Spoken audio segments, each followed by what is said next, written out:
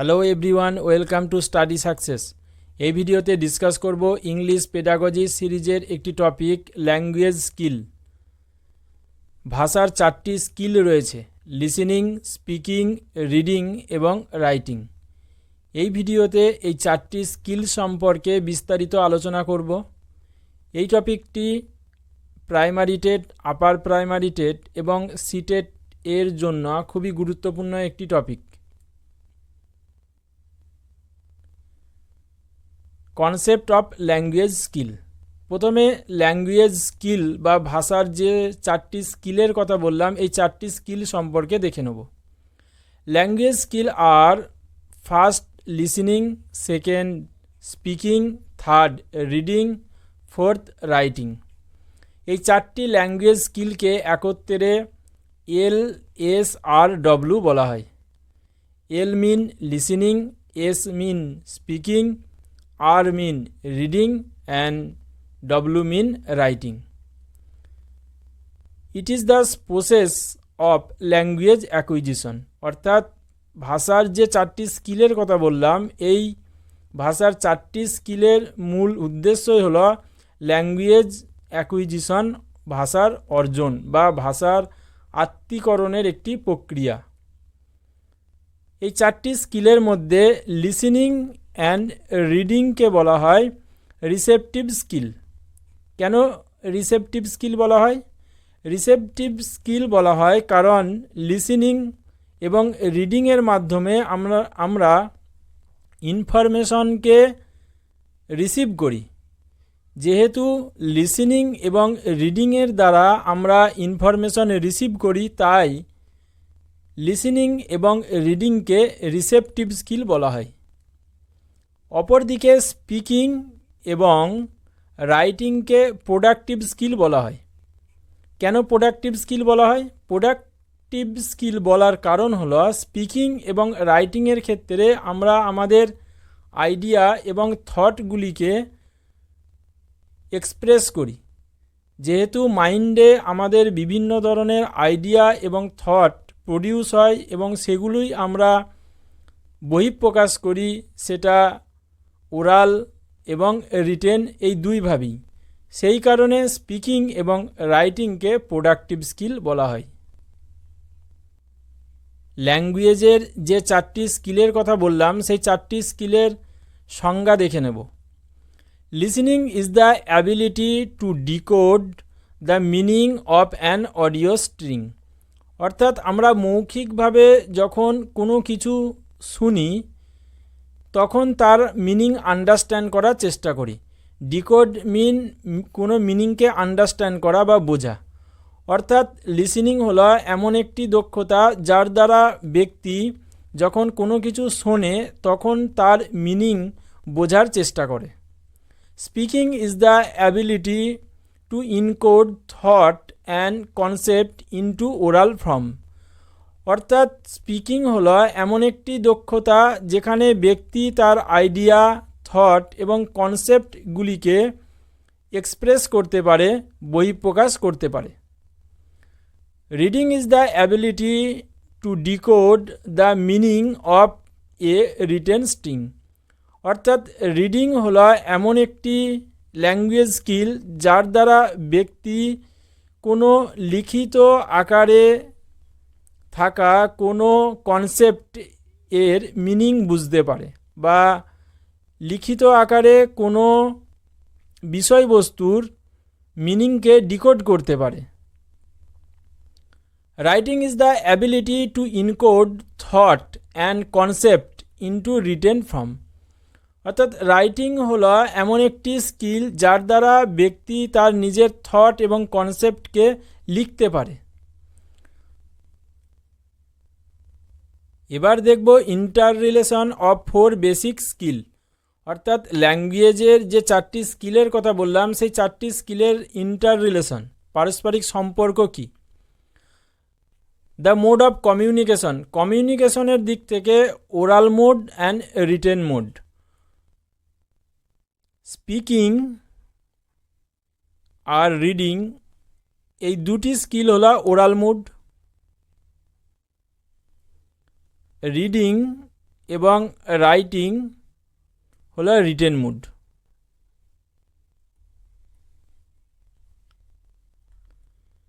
The direction of communication অর্থাৎ কমিউনিকেশনের দিক বা ডিরেকশনের দিক থেকে receiving and producing the message. আমরা লিসেনিং এবং রিডিংয়ের দ্বারা আমরা কোনো মেসেজকে রিসিভ করি, অপরদিকে স্পিকিং এবং রাইটিংয়ের দ্বারা আমরা মেসেজ প্রডিউস করি।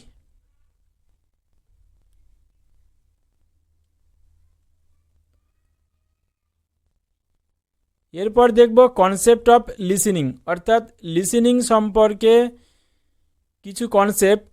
Listening is the receptive skill in the oral mode অর্থাৎ আমরা মৌখিকভাবে যখন কোনো কিছু ইনফরমেশন রিসিভ করি তখন সেটি হলো listening. Listening skill provide strength to our pronunciation skill অর্থাৎ লিসেনিংয়ের দ্বারা আমরা আমাদের প্রোনাউন্সিয়েশনকে ইমপ্রুভ করতে পারি। Listening situation can be classified in two kind. লিসেনিংকে দুইটি ভাগে ভাগ করা হয়, একটি ইন্টারঅ্যাক্টিভ লিসেনিং, অপরটি non interactive listening. Interactive listening কি? Interactive listening include face to face conversation and telephonic call অর্থাৎ ইন্টারঅ্যাক্টিভ লিসেনিং হলো সেই প্রকারের লিসেনিং যেখানে ব্যক্তি পারস্পরিক মুখোমুখি অবস্থায় বসে কথোপকথন করে, অথবা টেলিফোনিক কল যেখানে have a chance to ask for clarification and repetition অর্থাৎ আন্ডারস্ট্যান্ড করার ক্ষেত্রে যদি কোনো কিছু সমস্যা থাকে সেক্ষেত্রে ক্লারিফিকেশন এবং রিপিট করার যে একটা ব্যবস্থা সেটা থেকে থাকে, সেটা interactive listening.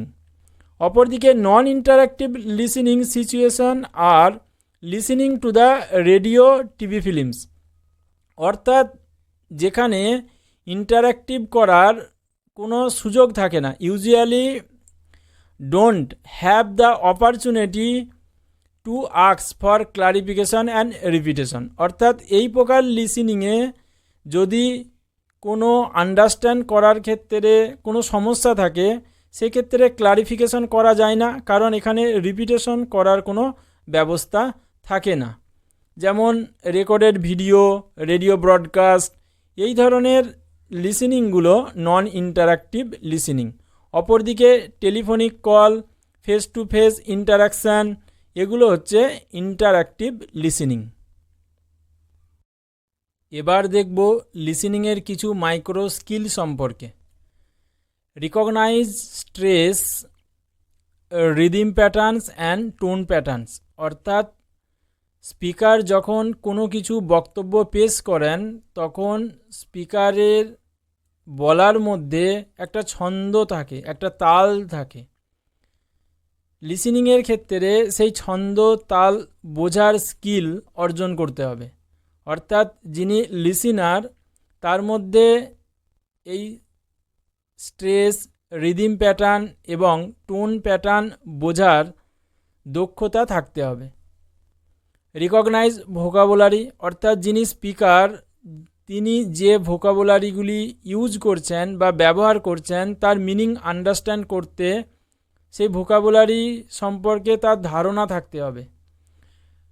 Recognise basic syntactic patterns অর্থাৎ বাক্য গঠন যে রীতি বা পদ্ধতি সে সম্পর্কে তার বেসিক নলেজ থাকতে হবে।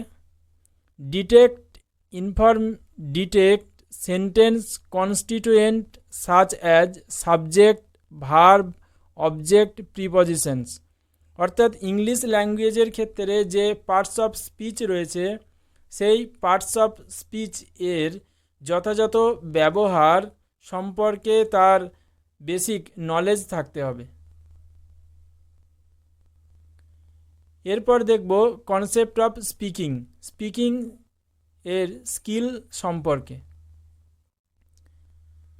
Speaking is the productive skill in the oral mode অর্থাৎ মৌখিকভাবে যখন আমরা আমাদের বক্তব্যকে পেশ করি তখন সেক্ষেত্রে আমরা আমাদের আইডিয়া বা থট মাইন্ডে প্রডিউস করি, তারপরই সেগুলোকে এক্সপ্রেস করি। যখন আমরা আমাদের আইডিয়া, কনসেপ্ট এবং থটগুলিকে ওরাল বা মৌখিকভাবে এক্সপ্রেস করি তখন সেটি হলো স্পিকিং। যে কারণে স্পিকিংকে প্রোডাক্টিভ স্কিলও বলা হয়, কারণ ব্যক্তি আইডিয়া, কনসেপ্ট, থট প্রডিউস করে তারপরে এই স্পিকিং পসিবল হয়, তাই স্পিকিংকে প্রোডাক্টিভ স্কিল বলা হয়। দেয়ার আর 3 কাইন্ড অফ স্পিকিং সিচুয়েশন, অর্থাৎ যখন ব্যক্তি কোনো কিছু বলে বা বলার ধরন অনুযায়ী, ইন্টারাকশান অনুযায়ী স্পিকিংকে 3টি ভাগে ভাগ করা হয়। একটি ইন্টারাক্টিভ, অপরটি পার্সিয়ালি ইন্টারাক্টিভ, অপরটি নন ইন্টারাক্টিভ। ইন্টারাক্টিভ স্পিকিং কি? Interactive speaking include face to face conversation and telephonic call, অর্থাৎ যেখানে ব্যক্তি মুখোমুখি বসে অথবা টেলিফোনিক কল যেখানে ক্লারিফিকেশন বা রিপিটেশনের একটি ব্যবস্থা থাকে, সেই ধরনের ইন্টারাকশান বা স্পিকিং হলো interactive speaking. Partially interactive speaking is a speech to A live audience where the convention is the audience does not interrupt the speech, অর্থাৎ যখন কোনো একটি বক্তব্য, সেখানে বক্তার বক্তব্যকে ইন্টারাপ্ট করার কোনো সুযোগ থাকে না। যে সমস্ত অডিয়েন্সরা বা শ্রোতারা থাকেন তারা বক্তব্য শোনেন, কোনো কিছু আন্ডারস্ট্যান্ড করার ক্ষেত্রে যদি কোনো সমস্যা থাকে বা ক্লারিফিকেশনের প্রয়োজন হয়, সেই সুযোগটা থাকে না। বক্তা এবং শ্রোতা পরস্পর মুখোমুখি থাকলেও সেক্ষেত্রে ক্লারিফিকেশন বা রিপিটেশনের কোনো সুযোগ থাকে না। এই ধরনের স্পিকিংগুলোকে বলা হয় partially interactive speaking.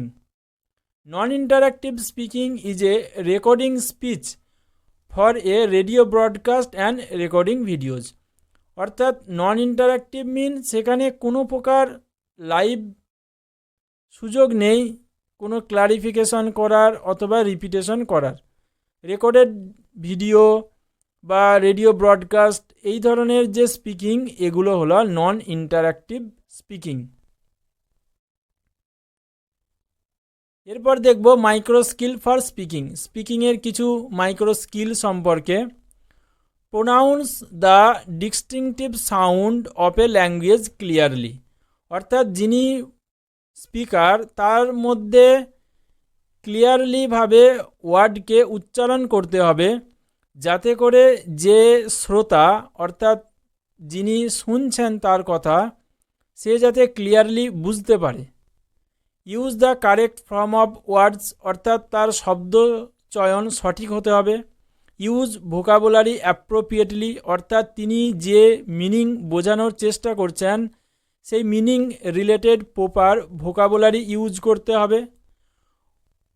Put words together in correct word order, অর্থাৎ বাক্য গঠনের যে পদ্ধতি, সেই বাক্য গঠনের পদ্ধতি অনুযায়ী প্রতিটি ওয়ার্ডকে ঠিকঠাকভাবে বসাতে হবে এবং তবেই তার যে স্পিকিং, সেই স্পিকিং মিনিংফুল হবে। Make the main ideas stand out from supporting ideas and information, অর্থাৎ তিনি যে বক্তব্যটা পেশ করতে চাইছেন, যিনি স্পিকার, তার মেন আইডিয়া থাকতে হবে, তবেই যে লিসিনার সে সঠিকভাবে ডিকোড করতে পারবে দ্য মিনিং যেটি স্পিকার বলতে চাইছেন। Use stress and rhythmic pattern and intonation pattern of the language clearly enough so that the people can understand what is said, অর্থাৎ যিনি স্পিকার তিনি যেটা বলবেন সেটা পরিষ্কারভাবে বলবেন। যে ছন্দ বা তাল তিনি ইউজ করবেন, সেই ছন্দ বা তাল সেটা ক্লিয়ারলি হতে হবে, না হলে যিনি লিসিনার তিনি সঠিকভাবে বুঝতে পারবেন না তার টোন, ভয়েস বা তিনি কি বলতে চাইছেন। এই সমস্ত মাইক্রো স্কিলগুলোর প্রতি যিনি স্পিকার তার যথেষ্ট এফিসিয়েন্সি বা দক্ষতা থাকা প্রয়োজন, তবেই স্পিকিং এফিসিয়েন্সি হবে এবং সেটা মিনিংফুল হবে। নেক্সট দেখব concept of reading skill. Reading skill কি? Reading skill is the receptive skill in the written mode. অর্থাৎ আমরা যখন কোনো লিখিত বিষয়বস্তুকে পড়ি তখন সেই লিখিত বিষয়বস্তুর মিনিং বা ইনফরমেশন আমরা রিসিভ করি। তাই রিডিং হলো receptive skill in the written mode. Reading can help build vocabulary that help listening comprehension at the stages particularly. অর্থাৎ রিডিং ব্যক্তির মধ্যে ভোকাবুলারি বিল্ড করে বা ভোকাবুলারি ডেভেলপমেন্টের ক্ষেত্রে সাহায্য করে। লিসেনিংয়ের ক্ষেত্রে ব্যক্তিকে স্পিকারের মিনিং বুঝতে হয় বা স্পিকার যে ভোকাবুলারি ইউজ করেন তার মিনিং আন্ডারস্ট্যান্ড করতে হয়, তবেই স্পিকারের বক্তব্যের মিনিং সঠিকভাবে বুঝতে পারবে। তো এই যে ভোকাবুলারির মিনিং বোঝার জন্য রিডিং অনেকখানি হেল্প করে, কারণ রিডিংয়ের দ্বারা ব্যক্তি তার ভোকাবুলারিকে ইমপ্রুভ করতে পারে। Reading can be classified into following types. অর্থাৎ রিডিংকে টোটাল 4টি ভাগে ভাগ করা হয়। একটি হলো সাইলেন্ট রিডিং, অপরটি allowed reading, thirdly intensive reading, fourth extensive reading. সবার প্রথমে সাইলেন্ট রিডিং সম্পর্কে দেখব যে সাইলেন্ট রিডিং কি। It is a skilled process that involve focusing on the text to understand it meaning, word and context. অর্থাৎ silent রিডিংয়ের দ্বারা ব্যক্তি কি করে, কোনো রিটেন মোড বা কোনো রিটেন কনসেপ্টের মিনিং বোঝার চেষ্টা করে, তার মধ্যে যে ভোকাবুলারি আছে সেগুলো আন্ডারস্ট্যান্ড করার চেষ্টা করে। Loud reading important for beginners and early readers. অর্থাৎ যারা রিডিংয়ের ক্ষেত্রে বিগিনার্স এবং আর্লি রিডার্স হয় তাদের ক্ষেত্রে লাউড রিডিংয়ের প্রয়োজন রয়েছে। যেমন চিলড্রেনদের আর্লি লার্নিংয়ের ক্ষেত্রে লাউড রিডিং খুবই গুরুত্বপূর্ণ, কারণ reading allowed two children can help them build fundamental skill, introduce vocabulary and pronunciation.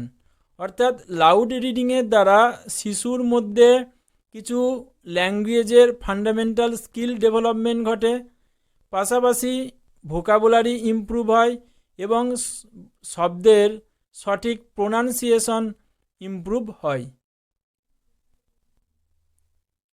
Intensive reading. Intensive reading is a type of reading that involves reading a text in detail with specific learning goals and tasks. অর্থাৎ আমরা intensive reading তখন করি যখন কোনো একটি concept বা কোনো একটি রিটেন এর পুঙ্খানুপুঙ্খভাবে তার বিস্তারিত জানার চেষ্টা করি।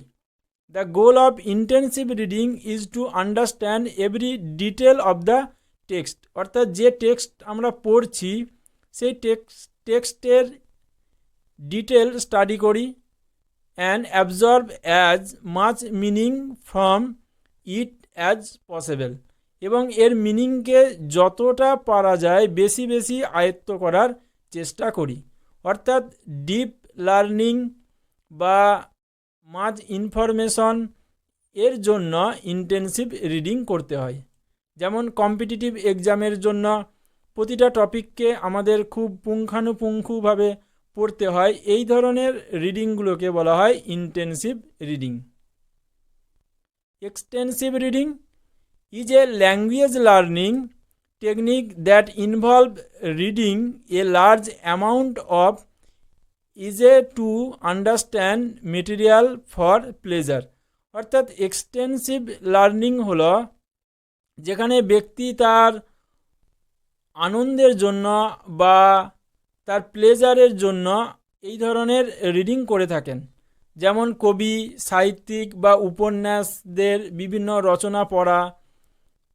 এক্সট্রা টাইমে যখন কোনো ব্যক্তি কোনো কিছু কবি, সাহিত্যিক বা উপন্যাসদের রচনাগুলি পড়েন, তখন এগুলো বা এই প্রকৃতির রিডিংকে বলা হয় এক্সটেন্সিভ রিডিং, যেখানে ব্যক্তি শুধুমাত্র কনসেপ্ট বোঝার চেষ্টা করেন এবং তার যে মোরাল কনসেপ্ট সেটা বোঝার চেষ্টা করেন এই ধরনের রিডিংয়ের দ্বারা। এরপর দেখব ইম্পর্টেন্স অফ রিডিং স্কিল, অর্থাৎ রিডিং স্কিল ইমপ্রুভ করার প্রয়োজনীয়তা কোথায়। Without being able to read, a human being is deprive of gaining knowledge, অর্থাৎ নলেজ গেইন করার জন্য রিডিং খুবই নেসেসারি বা প্রয়োজনীয়, কারণ রিডিং ছাড়া ব্যক্তি নলেজ বা জ্ঞান অর্জন করতে পারবে না। Reading helps a person to analyse a situation by reading newspaper, magazine and act accordingly, অর্থাৎ রিডিংয়ের দ্বারা কোনো ব্যক্তি সাম্প্রতিক যে সমস্ত ঘটনাসমূহ ঘটছে সে সম্পর্কে ওয়াকিবহাল হতে পারে এবং সেই মতো সে নিজেকে পরিচালিত করতে পারে বা চালনা করতে পারে। Reading can help a person to utilise his leisure time, অর্থাৎ ব্যক্তির যে অবসরকালীন সময় সেই অবসরকালীন সময়কে সে ইউটিলাইজ করতে পারে বা কাজে লাগাতে পারে।